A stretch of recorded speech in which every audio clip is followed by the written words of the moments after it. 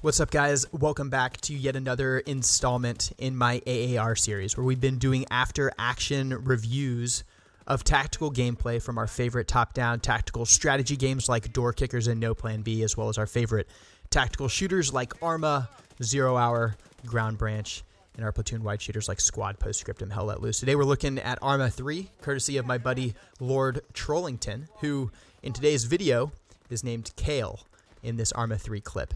He and his unit were moving after an operation as the lead element in an 11-man squad, that squad being part of a larger platoon. This squad seems to be described as the center element moving along this trail. Lord Trollington says he has another squad up high right on the high ground, and it sounds like there's another squad to the rear. These guys are moving, and they take contact in the form of an ambush. I'm going to play the beginning here so we can get an idea of what's going on, and then I'll kind of describe a couple things. This video is about 7.5 minutes long, this whole clip. We're not going to watch the entire thing. I want to get a good understanding of what happened to this element and then talk you through a couple of battle drills using realistic and real-world doctrine, battle drills, and tactics, and things I picked up over the years to kind of teach about this little scenario. So let's go ahead and take a peek at this gameplay. Hey, Oh, cool. oh no, there's a flip with grenades behind me. I'm gonna die. Run! Oh shit! Shit! Off the side! Left side! Kale Medic, I down! need a Medic! medic! Z, get over here, Z! Back out! I'm bandaging his head. I'm here. Coffee. I'm hit. I'm hit again. Oh, fuck me. Ow. Pop. What's up?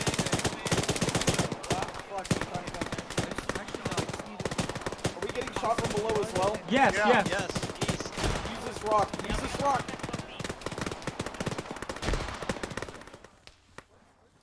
We're taking fire from the northeast. Thank you. Do we want to hold, or are we falling back more? I need one for my leg, but... Oh, man. Okay. So there's a lot going on in this one. I'm going to try to get through this pretty quick. I want to hit 3 or 4 key points. We're not going to go through this entire thing piece by piece with me tracing all over the place. I'm going to do a little bit of that, but I want to hit a couple of key points. First of all, these guys are moving in what I would describe as a platoon wedge, and this squad is in a squad column. The element that we're following is moving along this trail, right? And they're in a squad column, kind of like this. And their direction of travel is to the 12 o'clock. We know that there's another squad up on this piece of high ground over here, and that's a friendly squad. And then there's another squad also in trail. They take contact from an enemy force of an unknown size from the 12 o'clock and from about the 10 o'clock and about the 9 o'clock. And we'll just say that those are like section-sized elements. It should be a diamond. All right.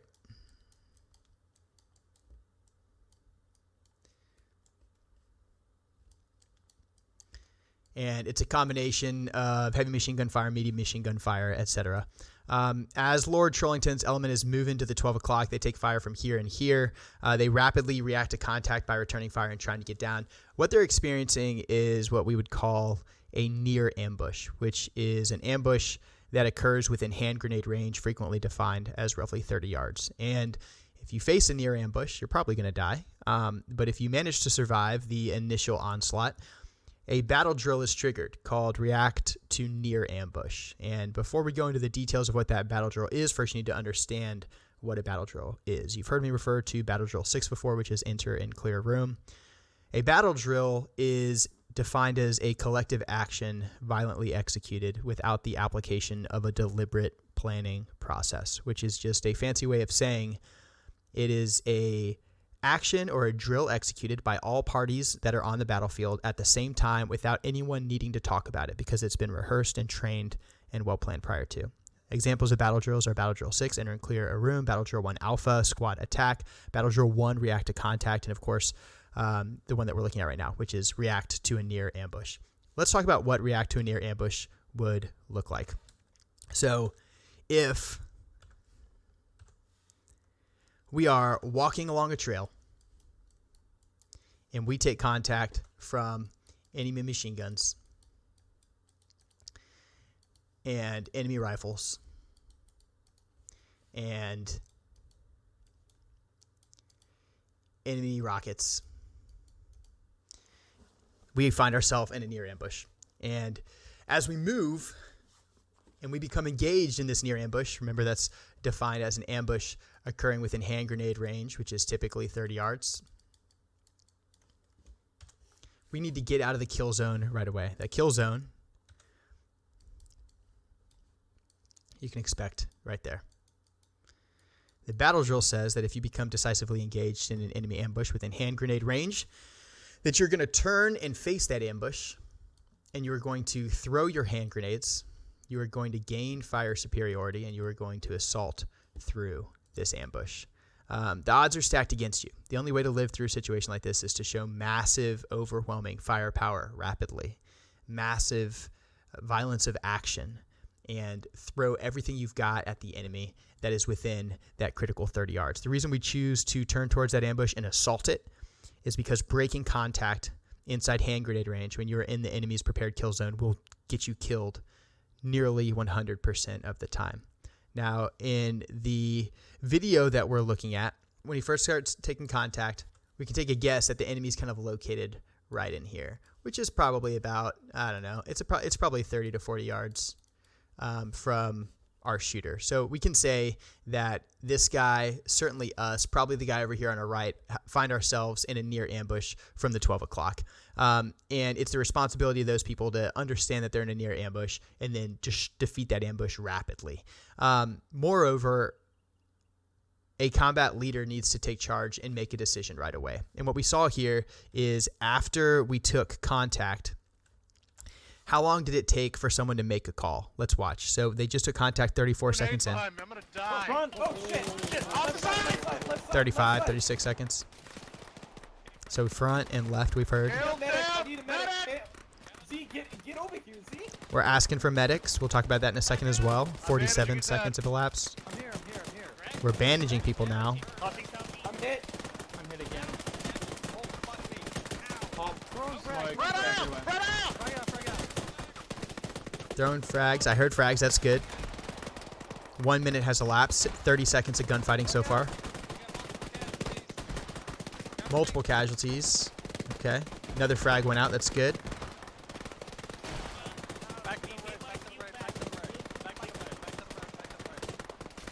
Pop smoke on my Smoke. position. You can't see. All right, now we're talking about popping smoke. So far we're treating casualties, throwing frags, returning fire, and popping smoke. Alright, I can see. Are we running? 1 minute has elapsed, and then our hero just asked, "Are we running?" So that's the first time someone's asked for guidance on what to do and what the play is going to be. We've been in contact for 1 minute now of heavy contact inside 50 yards. That's fine. I'll do it.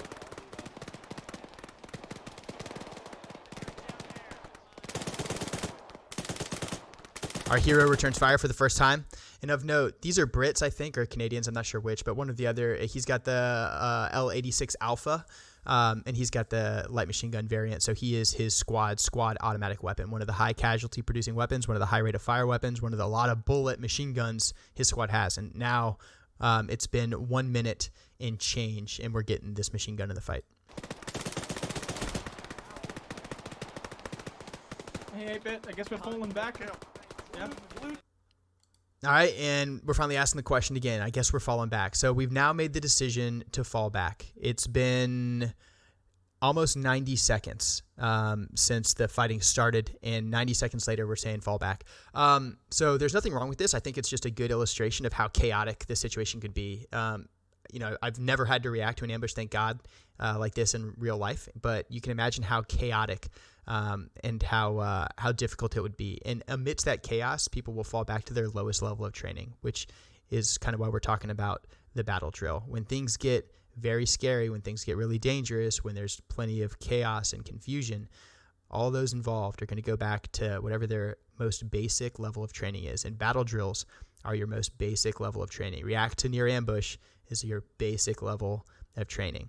So in my estimate, the right call here would have been to react to near ambush, defeat that enemy fire team to the 12 o'clock, and then once they had been defeated, break contact and get out of the enemy's kill zone. That probably would have been my course of action. Here we've decided to break contact. Let's talk a little bit about casualties. So we took casualties. Most of you guys who've served probably are familiar in law enforcement are probably familiar with tactical combat casualty care, which is just the process by which we treat casualties in a combat environment.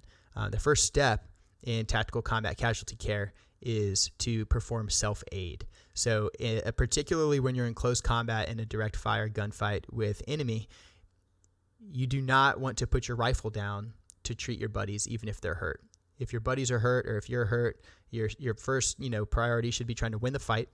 If you're out of the fight and you're wounded, you need to treat yourself. First step of treating yourself is stopping your bleeding. That means getting a tourniquet, high and tight on your extremities that are bleeding. It means getting the quick clot stuffed into holes and start, to stop the leaking coming out of your body and do your best to control your own bleeding. Your buddies, while you're performing that self-aid, should be winning the fight so that they can then treat you. So self-aid, buddy aid.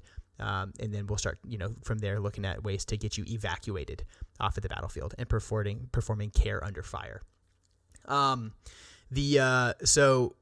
say that only because we're reacting to a near ambush. We don't want to get bogged down with casualties. There does exist a scenario where you suppress, you break contact, and your casualties stay there in the kill zone. And then you have to maneuver against the enemy and hopefully win that fight so you can clear back across the kill zone afterwards and rescue the rest of their casualties. But let's then talk about how we break contact here from the enemy and what it looked like. Was it organized or was it chaotic? And how did we get out of the kill zone and get away from the fight? Team, blue team. Listen, Kansas, what's up?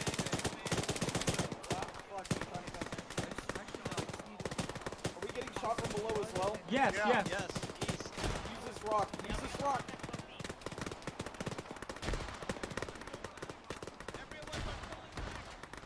Alright, we're pulling back. We're pulling back. Pull him back! Kenzen, go. I'll go last on the auto rifle or cover. Back. I'm on your 6, Kansas. I'm stuck. All right, so that was really good communication from Kale, aka Lord Trollington, right here. He calls, I'm the AR. You guys go ahead and fall back, and I'll hold until you fall back. And there's lots of people saying, "Hey, fall back, fall back, fall back." We did see him make the mistake of traversing from right to left while firing from the hip to suppress in the low ground. In a worst case scenario, yeah, absolutely, do whatever you can to put bullets on the bad guys. But let's just talk about how to fall back in this sort of situation real quick. So if our bad guys are at the 12 o'clock and we just need to get away from them, right? And our heroes, we'll just talk about their fire team, are all in contact like this. And they need to get away from these bad guys. What's the best way to do this? Well, you want to bound backwards. You can do that as individuals. You can do that as buddy teams. And we'll say our heroes right here with his automatic rifle, and his buddies need to bound back. So he's going to move last. That means these individuals all need to move first. They can either use bounds or they can peel. If they're peeling, that means their movement would look something like this. First man would fall back and get set right here. Second man would fall back and get set right here. Third man would fall back and get set right here. Once they're all in a file, you can then imagine what happens next. Our first man's going to peel off.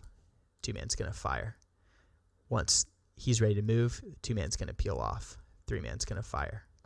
Once he's moved, three man's going to peel off. Four man's going to fire. And we're just going to continue to repeat that process and peel all the way back to the rear. If we're going to talk about traditional bounding, you can do buddy teams, which means these two are going to bound back while these guys suppress. Or once they're set, these guys can bound back and either do alternating or successive bounds. Alternating bounds would mean they bound to, they're on line with one another. Successive bounds would indicate that they bound past one another like this. So that's how you'd kind of break contact. I think they kind of attempted to do that as far as like a video game goes. This is totally fine. We're getting really serious and sweaty with how we're performing this analysis. But everything I'm seeing here is completely, it's actually really impressive, frankly, the level of coordination these guys managed to achieve in such a chaotic environment, in a digital environment. Let's see how it finishes for them, and then we'll call it. So did they manage to break contact?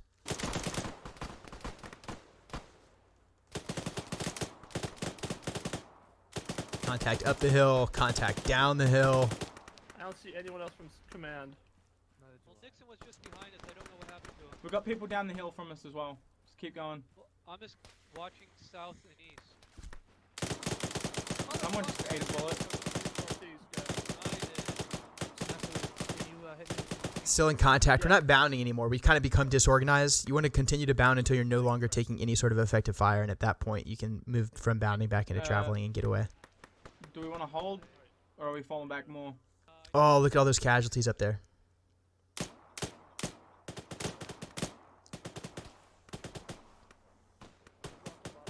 I think if I set up my auto rifle here, I might be able to keep it covered in my spot.